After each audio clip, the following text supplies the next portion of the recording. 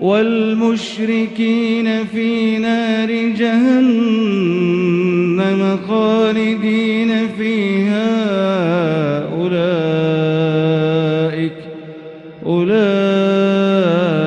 أولئك هم شر البرية.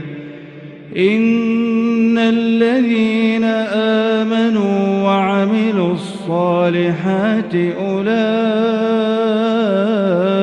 هم خير البرية. جزاؤهم عند ربهم جنات عدن